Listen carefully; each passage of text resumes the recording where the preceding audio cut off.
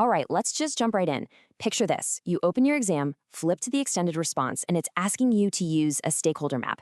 And what's your first thought? Pure panic, right? Because there's no financial data, no neat little percentages, just paragraphs of text. How in the world are you supposed to analyze that? Well, stick around because that's exactly what we're going to crack today. Today, we are going to turn that anxiety into your biggest advantage. We're talking about mastering the power interest grid. And look, this isn't just about scraping by on a tough question. This is about using this tool to unlock those top-tier, A-grade marks in your extended responses. So let's tackle that feeling head on, what I like to call the power grid anxiety. You know, it really can feel like you're being asked to do math, but without any numbers. But what if I told you that all that text in front of you, it is absolutely packed with all the data you'll ever need? So here's the plan. By the end of this explainer, you're going to be able to confidently look at any case study, map out all the key players using the power interest grid, and then use that analysis to evaluate their priorities. So let's get into it.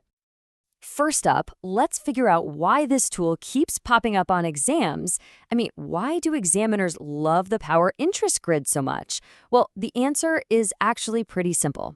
It separates the good responses from the truly great ones. And hey, don't just take my word for it. Here's the proof straight from the 2020 Examiner's Report. This isn't just a friendly suggestion, it's a direct statement. Successful responses required the use of an analytical tool. They are literally telling you this is a key to unlocking that top grade. And this right here is the golden ticket. See, just listing who the stakeholders are, that's just description.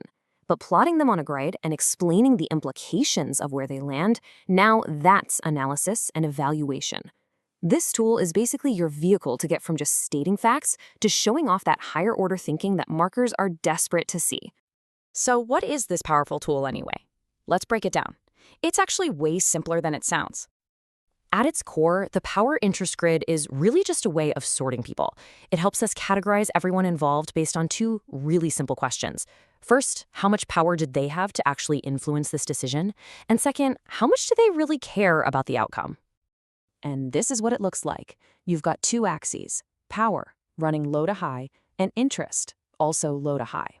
This creates 4 boxes, each with a really clear strategic action. Someone with high power and high interest, you've got to manage them closely. Low power, low interest, just monitor them. See? It's a strategic mat for handling all your relationships. And this is so important. Don't just stop at plotting them on the grid. The real marks, the real analysis comes from explaining why they're there and what the business should do about it. The grid is just the start. The end goal is a smart, strategic recommendation. Okay, this is it. This is the part that causes all the anxiety. How do we get from a big block of text to a finished grid? Where's the data? And this quote from the 2022 Examiner's Report is probably the most important thing you'll hear today. The text is the evidence. The words, the descriptions, the phrases, that's your qualitative data. You're not an accountant, you're a detective, and you're looking for clues in the text. So here's your game plan, a simple 4-step process. 1. Just find and list every stakeholder you see. 2. Hunt for the power evidence. Look for words about their influence or control. 3. Find the interest evidence. Find text that shows how much they care. And 4. Plot and justify. Use that evidence you found to place them on the grid and explain why you put them there. Let's make this real with an example from a recent exam. A sentence says, the new partner, Anton, is providing significant equity and will have a say in all strategic decisions. Okay, detective, what are the clues? Significant equity, ding, ding, ding, that's power. A say in all strategic decisions, well, that screams high power and high interest. And boom, you've just turned words into a grid position. Anton goes straight into that manage closely box. Now, using the tool is one thing, but using it effectively to get those top marks, that's another level. Let's look at the difference between a pretty weak, descriptive response and a really strong analytical one. Just look at this comparison. It's adapted right from the 2024 Examiner's Report. The weak response, it just lists people. Yawn. The strong response, it does so much more. It explains why Anton is so important, his interests align with the company's plan, and it explains the risk coming from the dissatisfied members. Their negative influence could wreck the whole project. You see the difference? It connects the stakeholder's position to the business's actual goals. So this all leads us to the grand finale of your extended response, the recommendation. The power interest grid isn't just a random task. It's the solid evidence you're going to use to justify your final strategic decision. And hey, check this out. These are the official evaluation criteria, straight from the syllabus. And look what's sitting there as one of the 4 key pillars: stakeholder satisfaction. The exam is literally telling you that figuring out the impact on stakeholders is a critical part of any top-tier response.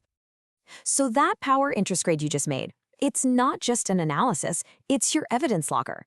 When you recommend what the business should do, you can now say, this is the best strategy because, as my grid shows, it keeps our most critical stakeholder, Anton, happy, while also managing the risk from those dissatisfied members.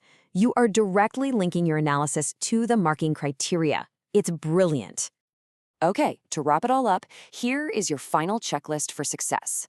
First, place stakeholders accurately, always using evidence from the text. Second, clearly explain the power and interest dynamics, always get to the why. And third, weave that analysis directly into your final, well-reasoned recommendation.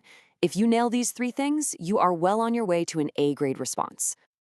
So, the next time you see a question like this, don't panic. See it as an opportunity. You have the tool, you know how to find the data hidden in the text, and you know exactly how to link it all to the marking criteria. The only question left is, now that you can map all the players on the board, what strategic move are you going to recommend?